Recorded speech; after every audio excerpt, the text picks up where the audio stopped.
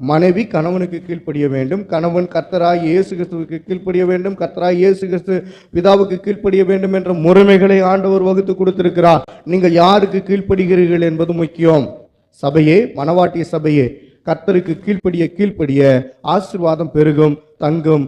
கீழ்ப்படுகிறவர்களுக்கு தான் கர்த்தர் மேலானவைகளை செய்ய போதுமானவராய் இருக்கிறார். கர்த்தரின் ஆண்டவருக்கு நிலையான வீட்டை நிச்சயமாய் கட்டுவார் அப்படிங்கிற நம்பிக்கை வேண்டும். உங்களுக்குள்ளே இருக்கிறது என்ன? கர்த்தர் கட்டுவாரா, கட்ட மாட்டாரா, கர்த்தர் செய்வாரா, செய்ய மாட்டாரா, இப்படியே சந்தேகத்தோடு இருக்கக்கூடாது. கர்த்தர் நிச்சயமாகவே உன்னுடைய காரியங்களை வாய்க்க பண்ணுவார். நிச்சயமாக முடிவு உண்டு. உன் நம்பிக்கை வீண் போகாது. விசுவாசத்தினாலே நீதிமான் பிழைப்பான். சில பாடுகள், சில காயங்கள் வரும்போதெல்லாம் கர்த்தரண்டையில ஒப்பு கொடுங்கள்.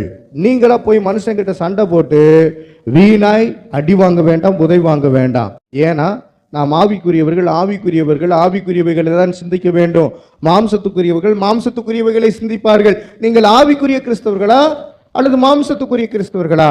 வீட்டை கட்ட வேண்டும் என்றால் ஆவிக்குரிய ஜீவனம் இருக்க வேண்டும் என்பதுதான் தேவனுடைய விருப்பமாய் இருக்கிறது. குடும்ப பிரச்சனைக்கு மூல காரணம் என்ன? உங்ககிட்ட நான் கேள்வி கேட்கிறேன். குடும்ப பிரச்சனைக்கு மூல காரணம் என்ன? அப்படியே உங்க குடும்பத்தை யோசித்து பாருங்க. குடும்ப பிரச்சனைக்கு நான் காரணமா இருக்கிறேனா அல்லது யார் காரணமா இருக்கிறாங்க? நம்ம என்ன பண்ணுவோம், ஒரு சில நேரங்கள்ல ஆதாம் ஏவாள் மேலு பழிய போட ஏவாள் பாம்பு மீது பழிய போட்ட கதையா என்ன பண்ண மாற்றி விடக்கூடாது. கர்த்தர் எல்லோருக்கும் தான் தண்டனை கொடுத்தார். ஆதாமுக்கும் தண்டனை தான், ஏவாளுக்கும் தண்டனை தான், பாம்பு இனிமேல் ஊந்து போகணும் அதுக்கும் தண்டனை தான். பிள்ளை பெறும் பொழுது எப்படி சந்தோஷமா சிரிச்சுக்கிட்டே பிள்ளை பெறதுக்கு ஆண்டவர் வாக்குத்தத்தம் கொடுத்தாரா? பாவம் செஞ்சதுனால என்ன சாபம் கிடைத்தது அவர்களுக்கு? வேதனையோட பிள்ளை பெறுவார். இன்னைக்கு வேதனையோட தான் பிள்ளை பெறுறீங்க. முள்ளும் குறுக்கும் என்ன பண்ண முளைப்பிக்கும். கர்த்தருக்கு கீழ்ப்படியாதனால வந்ததுதான் சாபம். முள்ளும் குறுக்கும். நம்ம விதைய தூவல எதுவும் பண்ணல, ஆனா முள்ளு காட்டு அதுவா வருது, முள்ளு மரம் அதுவா வருது. நம்ம எதுவுமே இது பண்ணல. அப்ப என்ன நடக்கிறது என்று சொன்னால், கர்த்தருக்கு கீழ்ப்படுகிறவன் தேவனுடைய தோட்டத்தை போல இருப்பான். பரலோக தோட்டம் இன்பமானது, அதனுடைய சாயல் அற்புதமானது. அங்கே எந்த ஒரு பொல்லாப்பும் இருக்காது. வாதை உன் கூடாரத்தை அணுகாது, பொல்லாப்பு உனக்கு நேரிடாது என்று சொன்னாரே, அதுக்கு என்ன காரணம்னா, கர்த்தருக்கு பயப்படுகிற சந்ததி ஆசீர்வதிக்கப்படும். நீ நிலையான வீட்டில் தங்க வேண்டும். அதுதான் கிறிஸ்து தருகிற வீடு. இந்த வீடு எப்ப வேணாலும் புட்டுக்கிட்டு போகும். வீட்டுக்காக சண்டை போடாத, சொத்துக்காக சண்டை போடாத. அருமையானவர்களே, சொத்துக்காக சண்டை போட்டு பிரிஞ்சு போனவர்கள் ஏகப்பட்டவே. உன்னுடைய வாழ்க்கை இன்பமாய் இருப்பதற்கு கர்த்தரிடத்திலே முழுவதுமாக ஒப்பு கொடுத்து விடு. பிரச்சனை எங்கிருந்து ஆரம்பிக்குது அப்படின்னா, பல பிரச்சனைகளை தேடி அலசி பார்த்தேன். அந்த பிரச்சனைகளுக்கு நான் தான் காரணம், என்னை தவிர வேறு யாரும் கிடையாது. ஏன்னா பிரச்சனைக்கு காரணம், மூல காரணம் நான் தான். ஏன்னா என் வாய் சரியில்லை, என்னுடைய செய்கை சரியில்லை, என்னை நானே நீதிமானா எண்ணிக்கிறது, நான் கர்த்தருடைய பிள்ளை, நான் பல மணி நேரம் ஜெபம் பண்றேன்னு என்ன பண்ண சொல்லிக்கிறது. இதெல்லாம் வச்சு பார்க்கும்போது ஆண்டவர் என்ன சொல்றாருன்னா, ஓய் முழு உள்ளத்தோடு முழு பலத்தோடு தேவனிடத்தில் அன்பு கூறுவது போல பிறரிடத்தில் அன்பு கூறுவாயா. ஹல்லேலூயா. இன்னைக்கு என்னன்னா, சுட்டி காமித்து கொண்டே இருக்கிறோம். ஐயோ இவன் சரியில்லை, இவ சரியில்லை, அவன் சரியில்லை, நான் சரியாயிட்டேனா? நான் இன்னும் சரியாக்கப்பட வேண்டிய நிறைய காரியங்கள் இருக்கிறது. என்னுடைய உச்சந்தலை முதல் உள்ளங்கால் வரை அனைத்து பகுதிகளிலும் கர்த்தர் செயல்பட வேண்டிய காரியங்கள் இருக்கிறது. அருமையானவர்களே, தன்னைத்தான் நீதிமான் ஆக்கி கொள்ளுகிறவன் கண்டிப்பா அவன் நீதிமானா இருக்க முடியாது. தன்னைத்தானே மெச்சிக்கொள்ளுகிறவன் கண்டிப்பா ஆண்டவருக்கு உகந்தவளா இருக்க முடியாது. அது நியாயசாஸ்திரியா இருக்கலாம், அல்லது பரிசேனா இருக்கலாம், சதிசேனா இருக்கலாம், பெரிய பிஷப், ரெவரண்ட், போப்பு அப்படிலாம் இருக்கலாம். ஆனால் தேவனுக்குள்ளாக இல்லாவிட்டால் அவங்களும் நரகம்தான். அல்லேலூயா. சொல்லுவோம்ல, நம்ம எத்தனை பெரிய கொம்பனா இருக்கட்டும், கொம்பன் என்று சொன்னாலே பிசாசுதான், கொம்பு வச்சுக்கிட்டு வர்ற மாதிரி என்ன பண்ண காமிக்கிறது. அப்ப எத்தனை பெரிய கொம்பனா இருந்தாலும் கர்த்தருக்கு கீழ்ப்படியவில்லை என்றால் அவங்கெல்லாம் எரிநரகத்துக்கு உள்ளானவர்களா இருக்கிறாங்க. ஆண்டவர் நமக்கு தந்திருக்கிறது குடும்பத்தை கட்டுறதுக்கு தான் பொறுப்பு. பரலோகத்துல போய் நீங்க குடும்பமா வாழ முடியாது. நல்ல கவனிங்க. உங்க பிள்ளைகளோடு சமாதானமா நான் பரலோகத்துல போய் வாழ்றேன்னு அங்க ஒரு வாழ்க்கை கிடையாது. உங்க ஆத்துமா கர்த்தருக்குள்ளாக கரெக்டா இருந்தா பரலோகத்துல ஒரு வாழ்க்கை உண்டு, அது நித்திய வாழ்க்கை. கணவன் மனைவி அங்க போய் வாழ முடியாது. அப்ப தேவன் தருகிற வாழ்க்கை நிம்மதியான ஒரு வாழ்க்கையா இருக்க வேண்டும். நீங்கள் திட்டமிட்டு செயல்படணும், பணத்தை சரியா கையாளணும், கர்த்தருக்கு உகந்தவைகளை செய்யணும். இவைகள் எல்லாம் தேவன் குடும்பத்துக்கு வகுத்து கொடுத்திருக்கிறார். பல பிரச்சனைகளுக்கு என்ன காரணம்னா துட்டு, காசு, மணி. என்ன பண்ணா என்ன குடும்ப செலவுக்கு இவ்வளவுதான் கொடுக்குற. பெண்களுக்கு இப்போ இருக்கிற அநேக பிரச்சனை என்ன, கையில காசு இல்லை, எனக்கு இது என்ன பண்ண வேணும், கையில காசு வேணும், தரமாட்டேங்கிற, அதனால என்ன பண்ண சண்டை. நிறைய பிரச்சனை என்னது, கணவன் மனைவிக்குள்ளே ஒற்றுமை இல்லாமல் போனதுக்கு ஒரு சில மனிதர்கள் பிரச்சனையா இருப்பாங்க. கணவன் மனைவியும் ஒற்றுமையா இருக்கணும். அதை என்ன பண்ணா மாமியா பிரிச்சிடக்கூடாது, அல்லது நாத்தனா பிரிச்சிடக்கூடாது, அல்லது தாயே பிரிச்சிடக்கூடாது. நல்லாவே நடக்குது. இதுதான் பிரச்சனைக்கு காரணம். கர்த்தர் இணைத்ததை மனிதன் பிரிக்காதிருக்க கடவன். நல்ல கவனிங்க, ஒரு முத்தான அருமையான காரியத்தை சொல்றேன். கர்த்தர் இணைச்சிட்டாருன்னா அவங்க குடும்பம் தனி குடும்பம் தான். அவங்க மூக்கே நுழைக்கக்கூடாது. அல்லேலூயா. அது என் மாமனாரை என்ன பண்ண பாராட்டலாம். அல்லேலூயா சொல்லுங்க.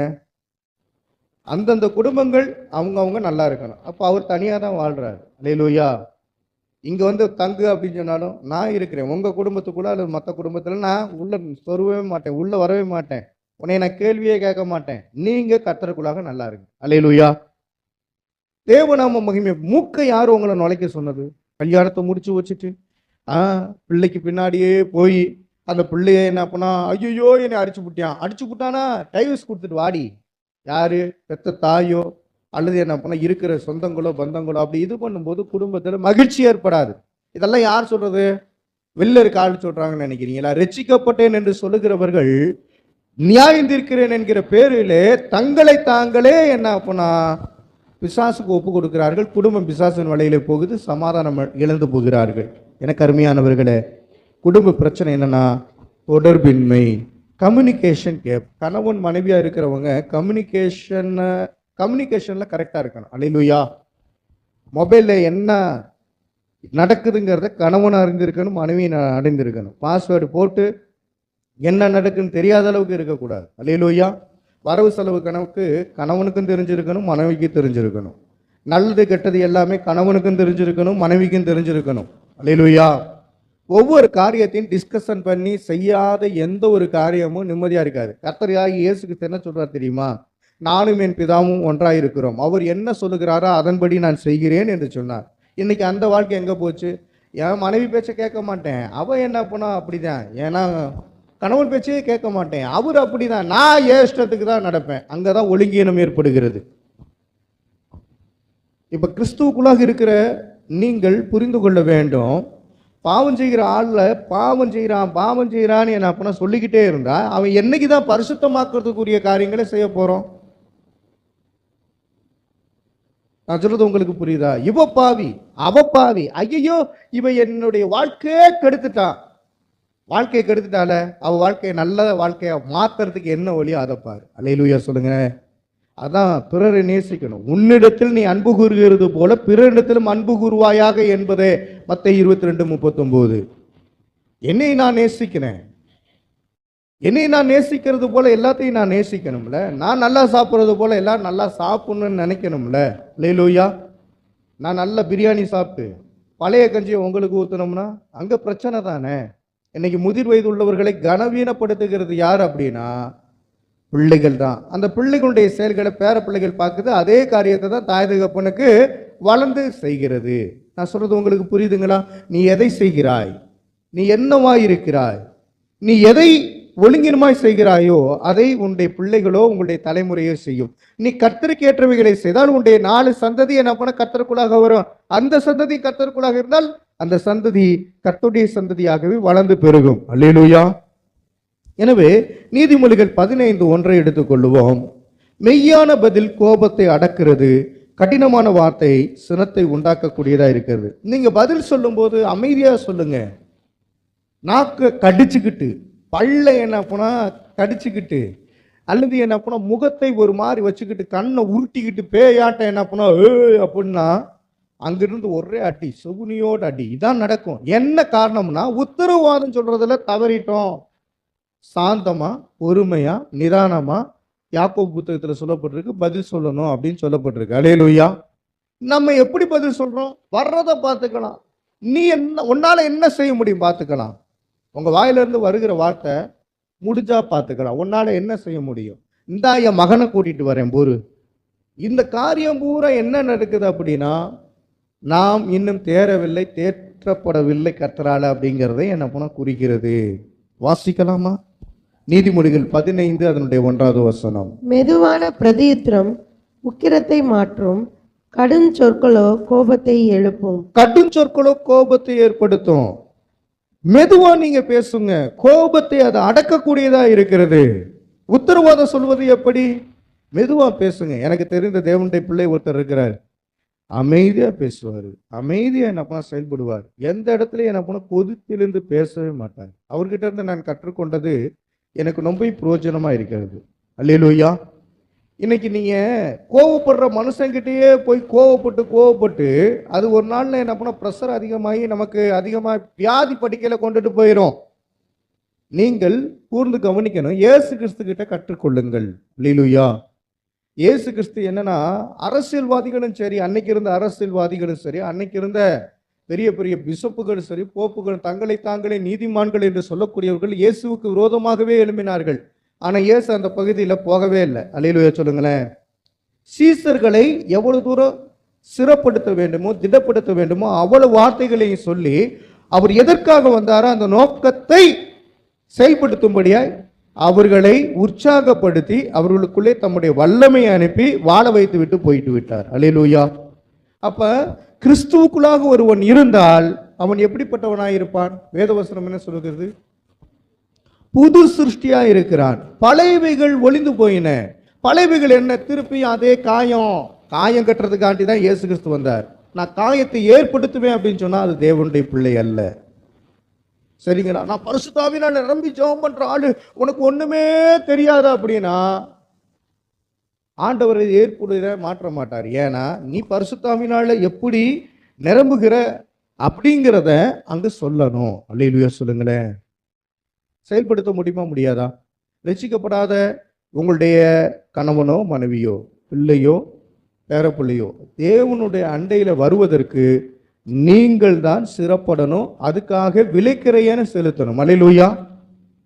என்னுடைய தாய் ஆண்டவரை பற்றி எனக்கு சொன்னதுனால நான் இன்னைக்கு உயிரோடு இருந்து கர்த்தருடைய வார்த்தையை நான் அறிவித்து கொண்டிருக்கிறேன். அவங்க நல்லா ஜெபம் பண்ணுவாங்க, துதிப்பாங்க, ஆராதிப்பாங்க, என்னை உற்சாகப்படுத்தினாங்க. ஒரு சில நேரத்தில் கோவப்பட்டு கூட உனக்கு ஜெபம் பண்ண தெரியல, 2 மணி நேரம் தான்டா ஜெபம் பண்ணுறேன், இன்னும் 4 மணி நேரம் போய் ஜெபம் பண்ணுறான் அப்படிலாம் சொல்லும்போது 2 மணி நேரம் ஜெபம் பண்ணியிருக்கேன், இதை கூட பாராட்ட தெரியலையே அப்படின்லாம் என்ன பண்ண, உனக்கெல்லாம் அறிவு இருக்காமா அப்படின்னு. 2 மணி நேரம் ஜெபம் பண்ணிட்டு வந்திருக்கேன் அப்படின்னு. அப்போ அவங்க சொன்னாங்க, தாயை பார்த்து அறிவு இருக்கான்னு கேட்கறதே ஒரு பெரிய பாவம். ஏசாயா தீர்க்கதரிசன புத்தகத்தில் ஏறா, உன் தாயை பார்த்து ஏன் என்னை பெற்றெடுத்தாய், தகப்பனை பார்த்து ஏன் என்னை ஜெனிப்பித்தாய் என்பவனுக்கு ஐயோன்னு எழுதியிருக்கு. வாசிக்கிறியா? வாசிடா. இனிமேல் சொல்லுவியா? சொல்ல மாட்டேன். அப்ப வசனத்தை எடுத்து முன்னாடி வச்சு பேசும்போது தான் அவங்க குணமாவாங்க. சும்மா வாயளவுல போற போக்குல அடிச்சு விட்டு போறது கிடையாது. கிறிஸ்துவே ஜீவியம், மெய் பாக்கியம். அல்லேலூயா. வசனம் வாயிலிருந்து புறப்பட்டு வந்துகிட்டே இருக்கணும். என்ன பிரச்சனையோடு இருக்கிறாங்களோ அந்த பிரச்சனைகளை தீர்வு காண்பதற்கு தான் குடும்ப தலைவன், குடும்ப தலைவி. அந்த பிரச்சனைகளை ஊதி பெருசாக்கி என்ன பண்ணா அவனை அடிச்சு அவன் நம்மளை அடிச்சு அந்த ஒரு வாழ்க்கை நமக்கு வேணாம். அது சின்ன பின்னமான ஒரு வாழ்க்கை, நிம்மதியற்ற வாழ்க்கை, தேவனண்டையில் ஒன்று சேர முடியாத அந்த வாழ்க்கை.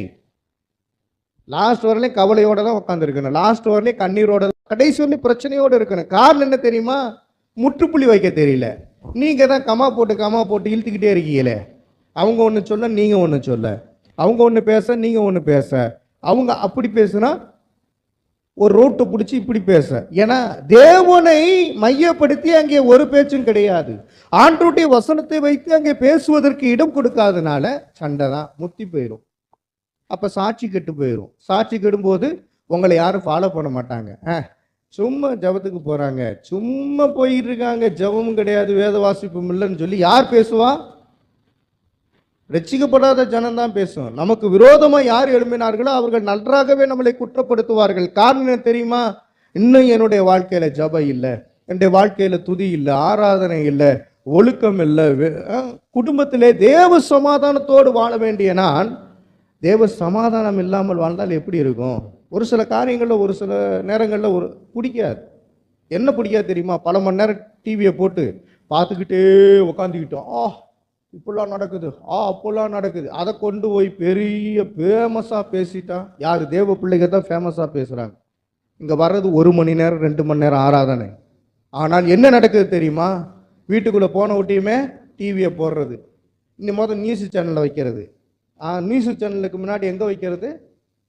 நேராக ஏஞ்சல் டிவி, பிளஸ்ஸிங் டிவி, ஏதோ ஒரு டிவி, ஏன்னா சத்யன் டிவி அப்படின்னு வைக்கிறது. அதுலேருந்து நியூஸ் சேனலுக்கு வருது. அதுலேருந்து எங்கே போயிடுது? நாடகத்துக்கு போகிறது. அதுக்கப்புறம் படத்துக்கு போகிறது. அதோட ஐயோ கெதி தான். அப்போ நீங்கள் எங்கிருந்து எங்கு போகிறீர்கள் என்பது முக்கியம். அதனால தான் என்னுடைய தலைப்பு குடும்பத்தை சீர்படுத்தும் தேவனுடைய வழி என்று நான் சொல்லுகிறேன். தேவனுடைய வழியிலே போங்கள். என்னை அதிகமாய் பாதிக்கிறது மொபைல். இன்னைக்கும் பாதிச்சுக்கிட்டு இருக்குது. ஏன் அப்படின்னா, கர்த்தருடைய வசனத்தை அதில் போடுவேன். அதில் தான் என்ன பண்ணா எடிட்டிங் பண்ணுவேன். அதை தான் ஆண்டவருக்குள்ளாக என்ன பண்ணா செயல்படுத்தி அமுச்சு விடுவேன். அமுச்சு விட்டு நியூஸ் பார்க்கலான்னு கொஞ்சம் தூரம் வருவேன். திடீர்னு பார்த்தா ரீல்ஸ் பக்கத்தில் வரும். இந்த ஆடுறது, பாடுறது, குதிக்கிறது, ஏதோ என்ன பண்ணா. அப்போ அதுக்குள்ளே போன விட்டு இது தப்பு, இதுக்குள்ளே போகக்கூடாது அப்படின்னு ஆவியான உணர்வு தருவார். அதுக்கப்புறம் வெளியில் வருவோம். உணர்வு வரும்போதே உணர்ந்து டக்குன்னு அதை மூடி வச்சுட்டு போய்கிட்டே இருக்கணும். அல்லேலூயா. இன்னைக்கு எதிலே அடிமைப்பட்டு கிடக்கிறோம் என்பதை நீங்கள் யோசித்து பாருங்கள். அந்த அடிமைத்தனத்திலிருந்து முதலாவது வெளியே வாருங்கள். இஸ்ரவேலர்கள் எகிப்தின் வீடு அது. அந்த எகிப்தின் வீட்டிலே அடிமையாக இருந்தார்கள். அதனால்தான் இஸ்ரவேலின் வீட்டுக்குள்ளே வாங்க, அப்பத்தின் வீட்டுக்குள்ளாக வாங்க. அல்லேலூயா. மாம்சத்தின் வீட்டுக்குள்ளாக வாங்க. அப்பம் என்பது தேவன் தருகிற, இஸ்ரவேலுக்கு கொடுக்கப்படுகிற ஒரு ஆசீர்வாதமான வீடு, அப்பத்தின் வீடு. அல்லேலூயா. இஸ்ரவேலுக்குள்ளாக தேவனுக்குள்ளாக வர வேண்டும். எருசலேம், அதாவது இயேசு பிறந்த ஊரியனா பெத்லகேம். பெத்லகேமுக்கு 2 வீடு என்று அர்த்தம். ஒன்று அப்பத்தின் வீடு, ஒன்று மாம்சத்தின் வீடு. அல்லேலூயா. மாம்சத்தின் வீடு என்கிற பெயர் எப்படி வருகிறதுனா, இயேசு தன்னுடைய ஜீவனை கொடுத்து அந்த மாம்சத்தை ஜனங்கள் சாப்பிட வேண்டும் என்பதற்கு தான் அதுக்கு மாம்சத்தின் வீடு. அப்பத்தின் வீடு என்பது என்ன அப்படின்னா, அது அவருடைய அப்பத்தை நாம் புசிக்க போகிறோம் அல்லவா, அதற்கு அடையாளமாக தான் அந்த பேர் என்ன பண்ண கொடுக்கப்பட்டிருக்கு. பெத்லகேம் என்பதற்கு பொருள் என்ன அப்படின்னா அப்பத்தின் வீடு. எனக்கு அருமையானவர்களே, நீங்கள் தேவனுடைய அப்பத்தை ருசி பார்த்து எல்லாம் ஞானஸ்தானம் எடுத்திருக்கிறீங்க, எல்லாம் திருவிருந்து ஆராதனையில் பங்கு பெறுறீங்க, ரைட்டு. இதெல்லாம் புசிச்ச பிறகு சண்டை வருவதற்கு என்ன காரணம் என்பதை யோசித்து பாருங்கள். இங்க ஆராதனை முடிச்சுட்டு போன விட்டியுமே சண்டை வருது. என்ன காரணம்? நான் பெரிய நீதிமான், நான் பெரிய பரிசுத்தவான், என்ன அப்படி கிடக்குற, என்ன நீ இப்படி செய்யற, அப்ப நீ வாழைய பார்த்துட்டு பொத்திட்டு போ அப்படின்வாங்க. உடனே அது தாங்க முடியாது. தாங்க முடியாம ஏதாவது வார்த்தையை விட்டுறது. யாரை பார்த்து வாயை பொத்திக்கிட்டு போன்னு சொல்றேன்? நம்ம தெளிவா இருக்கணும். அல்லேலூயா. பெண்களை பொறுத்தவரையிலையும் நான் உங்களுக்கு சொல்றது என்னன்னா, சண்டை வர்ற காரியங்கள் ஒரு சில குடும்பங்கள்ல, எங்க வீட்டுல முன்னுக்கு சண்டை வந்தது எப்படி தெரியுமா? எங்க அப்பா வீட்டுக்குள்ள நுழையும் போது வீடு சுத்தமா இருக்கணும். வீடு சுத்தமா இல்லைன்னா சண்டை போடுவாரு. வீட்டுக்குள்ள உள்ள நுழையும் பொழுது, களைப்பா இருக்கும் பொழுது வந்த ஒட்டியுமே தண்ணி என்ன பண்ண மோண்டு கொடுக்கணும். எங்க அம்மா மோண்டு கொடுக்கணும்னா அப்படின்னுவாரு. அப்போ புரிஞ்சுக்குவாங்க, தண்ணியை மோண்டு கொடுத்துருவாங்க. அல்லேலூயா. ஏன்னா அது ரெகுலர் பழக்கம். அவங்களுக்கு சொல்றது புரியுதுங்களா? ரெகுலர் பழக்கம். ஏன்னா எங்கேயும் தண்ணி குடிக்க மாட்டாரு, எந்த ஹோட்டல்லையும் சாப்பிட மாட்டாரு. வீட்டுக்கு வந்த ஒட்டியுமே என்ன பண்ண டயர்டா வந்து, ஏன்னா சைக்கிள்லே போயிட்டு சைக்கிள்லே வருவாங்க. அப்போ வேர்வை வரும்.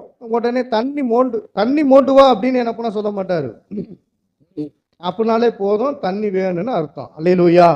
அப்போ தண்ணியை மோண்டு தரல அப்படின்னா அங்கே வேற மாதிரி நடக்கும்.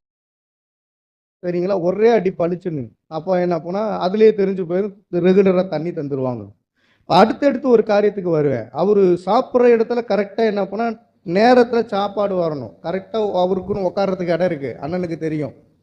உட்காரும்போது கரெக்டாக உட்காந்து, அவர் போய் உட்காந்தாருன்னா சாப்பாடு தண்ணி எல்லாமே கொண்டு வந்து வைக்கணும். சாப்பாடை வச்சுட்டு தண்ணி வைக்கலன்னா அதுக்கு அடி. நிறைய பேர் என்ன பண்ணுவோம் தெரியுமா? சாப்பாடை வச்சுருவோம், கடிச்சிக்க வச்சுருவோம், எல்லாமே வச்சுருவோம், உப்பும் வச்சுருவோம். ஆனால் என்ன வைக்க மாட்டோம்? தண்ணி தான் வைக்க மாட்டோம். அப்படியே பார்த்துக்கிட்டே இருப்பார். தண்ணிக்காண்டி ஒரு அடி. நல்லா புரிஞ்சுக்கோங்க, நம்முடைய வாழ்க்கையில் மிக மிக என்ன பண்ணால் புரிந்து கொள்ள வேண்டிய விஷயம், வீட்டை சுத்தமாக வச்சுருக்கணும். ஒற்றை இருக்கான்னு பார்ப்பாரு, இவர் அடிக்க மாட்டாரு, ஆனால் ஒற்றை அடிச்சிருக்கணும். புரியுதுங்களா? நான் படிக்கிற காலத்தில் வீட்டுக்குள்ளே நான் இருந்தால் மாத்திரமே நான் நல்லவன். அவர் வரும்போது நான் வீட்டுக்குள்ள இல்லைன்னா கேட்பார், பிள்ளைகள்லாம் எங்க இருக்காங்க? தண்ணி வாங்கி குடிச்சிட்டு 2வது பிள்ளைகள்லாம் எங்க இருக்கிறாங்க? அவன் வெளியில விளையாட போயிட்டான். அப்படியா, வரட்டும். எப்போ போனா? டயத்தெல்லாம் கேட்டு வச்சுக்குவாங்க. எப்போ போனா? வேலைக்கு போகும்போதே போயிட்டானா? சரி, வரட்டும். முழங்கால் போடுறா. வந்த விட்டையுமே கேள்வியெல்லாம் இல்லை. எங்க போன அப்படிங்கிறதுக்கு முன்னாடி முழங்கால் போடு. சொன்னேன்ல, வீட்டை விட்டு வெளியில போகக்கூடாது. எங்க நீ போன? அப்பாப்பா, இந்த ஃப்ரெண்ட்ஸை பார்த்துட்டு வரேன்ப்பா. இந்த கோயிலுக்கு பக்கம் தான்ப்பா போனேன். கோயிலை பக்கம் போனியா? உன்னை யார் போக சொன்னது கோயிலை பக்கம்? கோயிலுக்கு இப்போ போறதுக்கு என்ன வேலை அங்க? அடுத்த கேள்வி. ஏன்னா நம்ம தப்பிக்கிறதுக்கு கோயிலுக்கு போனேன் அப்படின்னு நான் சொல்லுவேன். கோயிலுக்கு போறதுக்கு இப்போ என்ன வேலை? இல்லைப்பா, அப்படியே போயிட்டு வந்தேன். சாமியார் இருக்கிற ரூம்ல போய் சும்மா உட்காந்து எழுந்திரிச்சு. உனக்கு அங்க போறதுக்கு வேலை இல்லை. சரியா? நீ பண்ணது தப்பு. அப்ப தக்க உடனடியான ஒரு பலனை பெற்றதுனால தான், அடி வாங்கினதுனால தான் இன்னைக்கு ஆசீர்வாதமா இருக்கிறேன். இன்னைக்கு ஊழியக்காரனா நிக்கிறேன். அல்லேலூயா. எல்லாம் அந்த மேட்டுப்பட்டியில நான் வாழ்ந்துக்கிட்டு இருக்கிறேன். மேட்டுப்பட்டியில எப்படி வாழ்றாங்கன்னு உனக்கு தெரியும். முந்தா நேத்து கஞ்சா அடிக்கிறவனுக்கு ஆண்டவரை பத்தி சொல்லி, எனக்கு காசு கொடுனேன், உனக்கு சாப்பாடு கொடுக்குறேன்டா அப்படின்னு. அப்படியா, போடுன்னு வீட்டுக்குள்ள வந்து சேர்ல உட்காந்துட்டேன். அப்படி சாப்பாடு போட்டு தண்ணியை கொடுத்து என்ன பண்ண, அவனை கர்த்தருக்குள்ளாக வழி நடத்தினேன். ஏன்னா அவங்க அம்மா ஒரு வாரத்துக்கு முன்னாடி வந்து, என் பிள்ளை கஞ்சா அடிச்சு சாகுற மாதிரி இருக்கிறான், எப்படியாவது மணந்து இருப்பா அப்படின்னா, அவன் வாலிப பையன் இதே தெருவில் என்ன பண்ண இருக்கிறான், கஞ்சாவில் என்ன பண்ண உட்காந்துருக்கேன். என்னை பார்த்த விட்டு கையெடுத்து கும்பிடுறேன் வைக்கிறேன். ஏன்னா சின்ன வயசுலேருந்து கர்த்தருக்குள்ளாக நம்ம இருக்கிற அமைதியாக இருப்போம் அப்படிங்கிறதுக்காண்டி பேரை வேற மாற்றி சொல்லிட்டேன். என் பேர் பீட்டர்னால அவனுக்கு தெரியல. அந்தோணி நீ நல்ல ஆளியா, எனக்காண்டி ஜெபம் பண்ணு, நான் பாவத்தில் தான் இருக்கேன், இந்த கஞ்சா விட முடியல, இந்த தண்ணியை விட முடியல, இதனால என்ன பண்ணால் எங்கள் அம்மாவுக்கும் சந்தோஷம் இல்லை, எனக்கு கல்யாணமும் ஆகலை, எனக்கு எப்படியாவது இதிலேருந்து மீட்டெடுத்துருன்னு காலில் விழுவுறாங்க. சாப்பிட்டு முடிச்சுட்டு அவன் கூட பேசும்போது காலில் விழுவுறாங்க. என்னங்க இதுக்கு பண்ண முடியும்? கர்த்தர் ஒரு மனிதனை விடுதலை ஆக்கினால்தான். இன்னைக்கு அநேக குடும்பம் சீரழிஞ்சு போனதுக்கு என்ன காரணம் தெரியுமா? ஒருவருடைய வார்த்தை ஒருவர் முற்றி போய் அங்கே என்ன போனால் பெரிய பிரச்சனை ஆகுது. பிள்ளைகளை கண்டிக்காததுனால, பிள்ளைகளை கர்த்தருக்குள்ளாக வழி நடத்ததுனால அவன் கஞ்சா அடிக்க ஆரம்பிச்சிட்டான், தண்ணி அடிக்க ஆரம்பிச்சிட்டான், கீழ்ப்படிதல் இல்லாமல் போயிடுச்சு. அடிச்சு வளர்க்குற பிள்ளை ஆசீர்வாதமா இருக்கும். அல்லேலூயா சொல்லுங்க. புறம்பை கையாளாகாதவன் அவன் பேரண்ட்ஸே கிடையாதான், நீதிமொழிகள்ல இருக்கு. பெற்றோர்கள் கண்டிப்பா பரம்ப கையாள வேண்டும். எனக்குன்னு ஒரு பெரிய ஒரு குச்சி இருக்கும். எனக்கு மட்டும் இல்லை, 4 பிள்ளைகளுக்கும் பெரிய குச்சி இருக்கும். அதில் அதிகமாக அடி வாங்கினது நான் ஒருவன் மாத்திரமே. அல்லேலூயா. ஏன்னா நான் தான் அதிகமாக சேட்டை பண்ணுறேன்னு என்னை போட்டு அடிப்பார். ஏன்னா வீட்டில் தங்க மாட்டேன், வெளியில் போவேன், டிவி பார்த்துட்டு வருவேன். அப்போ ஒளியும் சரிங்களா, பார்த்துட்டு வீட்டுக்குள்ளே வரும்போது அடி. வீட்டில் டிவி இருக்காது, ஒழுங்காக படிக்கிறதுக்கு தானே நான் டிவி வாங்காமல் இருக்கிறேன். 4 பிள்ளைகளுக்கும். உன்னை யார் அங்கே போய் பார்த்துட்டு வர சொன்னது? மொதல் அவங்க வீட்டுக்கு போகலாமா? தெரியாமல் போய் பார்த்துட்டு வந்ததுக்கு அடி. இன்னைக்கு பாருங்க, ஈஸியாக பாவம் செல்லுக்குள்ளே வந்துருச்சு. எவ்வளவு வேணாலும் பாவத்தை என்ன பண்ண பார்க்குற அனுபவிக்கிற அநேக பேர் இருக்கிறாங்க. பேரண்ட்ஸ் செல்லையா பார்க்குற செல்லுக்குள்ள அநேக தீமைகள் தான் இருக்குது. நன்மை என்பது 1% கூட, 1% கம்மியாக தான் இருக்கும். அப்போ தீமைகளை பார்த்து தீமையாகவே மாறுகிறான். தீய குணமுள்ளவன் பிசாசு. அருவருக்கத்தக்க காரியங்களை செயல்படுத்துகிறான். அருவருப்புக்குரிய காரியங்களை செய்யாதிருப்பீர்களாக. அருமையானவர்களே, நீங்க என்ன பண்ணணும்? என்ன பண்ணணும்னா, கர்த்தருடைய அண்டையிலே வர வேண்டும். கர்த்தருடைய செம்மையான பாதையிலே வழிநடத்தப்பட வேண்டும். ஒரு மனிதன் பூரண ரட்சிப்புக்குள்ள வரணும்னா தேவனோடு இசைந்திருக்கணும். அப்ப நீதி விளங்கும், அநீதி என்ன பண்ண போகும், நல்ல வார்த்தை உண்டாகும். பரிசுத்தாவியினாலே உண்டாகிற வார்த்தையினாலே நீங்கள் வாழ முடியும். உங்களுடைய ஜீவியம் நன்றாக இருக்கும், உங்களுடைய பார்வை நன்றாக இருக்கு, தெளிந்த புத்தியுள்ள பார்வை பார்ப்பீர்கள். இன்னைக்கு அசுத்தமான பார்வை பார்க்கிற உலகத்தின் மனிதர்கள் அநேகர், பெண் பிள்ளையா இருக்கட்டும், ஆண் பிள்ளையா இருக்கட்டும், எல்லாருமே என்ன பண்ண பார்வையை வித்தியாசமா தவறாய் பார்க்கிறார்கள். அந்த காலகட்டத்துக்குள்ள இருக்கிறோம். ஆணுக்கு ஆண், பெண்ணுக்கு பெண் என்ன பண்ணா பொல்லாத பாவங்களை நடப்பிக்க. ஆனா கோபம் வந்தாலே அங்க பாவம் உள்ள நுழைஞ்சிருதா இல்லையா? பிசாசானவன் ஆதாமை ஏவாளை ஏமாத்தும் போது அவன் கோபப்படாமலே காரியத்தை சாதிச்சுட்டான். அப்ப பிசாசுக்கு கூட கோபம் வராம சாதிக்கிறான்ல, உங்களுக்கு ஏன் அந்த கோபம் வருது? ஆதாமி அவளை கெடுக்க வந்தவன் பாம்பு ரூபத்தில் வந்து அதை இதையும் பேசி நன்மை தீமை அறியத்தக்க கனி, ஜீவ விருட்சத்தின் கனி அவன் பேசுறான். அவன்கிட்ட கோவப்பட்டானா? ஆனா ஆண்டவர் கோவப்பட்டாரு. ஏன்னா அவன் யாரை விழுங்கலாம் என்று வகை தேடி சுட்டி திரிகிறவன். அவன் என்ன பண்ணுவான் தெரியுமா? அமைதியா நல்லா இருக்க குடும்பத்தை நாசுக்கா வந்து கெடுத்து விட்டு உங்களை என்ன பண்ண பாவத்தை கட்ட வச்சுட்டு கர்த்தரை கோவப்பட வச்சிருவான். இதான் நடந்துகிட்டு இருக்கு. அப்ப நீ நீங்கள் பரிசுத்தமாவதற்கு ஒண்ணு கோவப்படக்கூடாது. நீங்க கோவப்படாம இருக்கும்போது நிதானமாய் எல்லா காரியங்களையும் முடிவு செய்ய முடியும். அல்லேலூயா. கோபக்காரனுக்கு புத்தி மட்டு. மூக்கு மேல என்ன பண்ண கோவம் வருமா? மூக்கு மேல கோவந்தவன் ஒரே நிமிஷத்துல அருவாளை எடுத்து ஒரு ஆளை வெட்டிட்டான்னு வச்சுங்களேன், அடுத்த நிமிஷம் அது அழுவான். ஐயோ நான் கோபத்தால செஞ்சுட்டேன். அந்த கோபம் எதுக்கு உங்களுக்கு வருது? இன்னைக்கும் எனக்கு எல்லா மனுஷனுக்கும் கோபம் வருமா வராதா? ஆனால் ஒன்று கிறிஸ்துவ வாழ்க்கையில் ஒரு போதகர் என்ன பண்ண சொன்ன காரியம், ஊழியக்காரனாக இருக்கட்டும், தேவ பிள்ளையராக இருக்கட்டும், நமக்கு சூடு சொர்ண வெக்கம் மானம் இது இருக்கவே கூடாது. சூடு சொர்ண வெக்கம் மானம். நம்ம தேவனுடைய பிள்ளைகளாக இருக்கிறோம். 4 பேர் அடிச்சுக்கிட்டு இருப்பாங்க, நான் சமாதானப்படுத்துகிறேன்னு அங்கே போனால் ஒன்னையும் சேர்த்து அடிப்பாங்க. இது நீதிமொழிகளில் தெளிவாக இருக்குது. நீ சண்டை போகிற இடத்துல போய் நியாயம் இருக்கிறேன்னு போகாத, தெளிவாயிரு அப்படின்னு இருக்கு. சண்டை அடக்கணும்னா யாருக்கு அடக்கலாம்னா தேவனுடைய பிள்ளைகள் யாராவது சண்டை போட்டுக்கிட்டாங்களா அதை சபையில நடுவில் கொண்டு வந்து அந்த பிரச்சனையை தீர்வு காண வேண்டும். அல்லேலூயா. இன்னைக்கு பிரச்சனைகளை தீர்வு காண தெரியாத அளவுக்கு தேவ பிள்ளைகள் இருப்பதனாலே குழப்பங்கள் அங்கே ஏற்படுகிறது, திறன் இல்லாமல் போகிறது. அருமையானவர்களே, நீங்கள் புரிந்து கொள்ள வேண்டும். இதெல்லாம் நான் உங்களுக்கு காட்டுகிறேன். புரியாத நிலையினாலே சண்டை வருகிறது. என்ன நிலை? புரியாத நிலை. நீங்கள் புரிந்து கர்த்தரண்டையிலே வாருங்கள். அருமையானவர்களே, உதாரணத்தை நான் சொல்லுகிறேன். ஆபிரகாமுக்கும் சாராளுக்கும் சண்டை வந்ததா வரலையா? 2 பேருடைய வாழ்க்கையில குழந்தை பாக்கியம் இல்லாதனால தான் அவங்களுக்குள்ளே ஒரு விதமான கலக்கங்கள் இருந்தது. என்னன்னா, ஆண்டவர் வாக்குத்தத்தம் பண்ணினார், குழந்தையை தருவேன்னு சொல்லி பலமுறை சொன்ன போதிலும் சாராள் விசுவாசிக்கவில்லை. ஆனால் விசுவாசத்தினுடைய வீரர்கள் பட்டியலில் சாராள் பேர் வருது. பின்னாடி விசுவாசத்தா. ஆபிரகாமும் கூட என்ன பண்ணாரு? விசுவாசித்தார். இப்ப சாராள் என்ன சொல்றாரு? எப்ப நான் குழந்தைய பெற்றுக்க போறேன், வேலைக்காரி ஒருத்தி இருக்கா, அவ கூட போய் சயனிச்சு ஒரு பிள்ளைய பெத்து கொடு.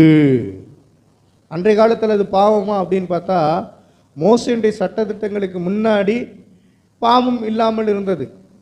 எப்படி வேணுமாலும் திருமணத்தை முடிச்சுக்கலாம் அப்படின்ன மாதிரி. ஆனால் நன்றாக கவனிங்க, ஆண்டவர் அதற்கு உடன்பாடு செய்யவே இல்லை. சாராள் வயிற்றுகள், ஆபிரகாம் சாராள் இவர்களுடைய வயிற்றிலிருந்து பிறக்கிற குழந்தையின் மூலமாக ஒரு பெரிய திட்டத்தை வைத்திருந்தார். அந்த திட்டத்தின்படி தான் இயேசு கிறிஸ்து பிறந்தார். அவருடைய சந்ததியில தான் நம்ம இருக்கிறோம். அல்லேலூயா. சந்ததியை ஆசீர்வதிக்கிற தேவன் அவர் ஒரு நோக்கத்தை வச்சிருக்கிறார்.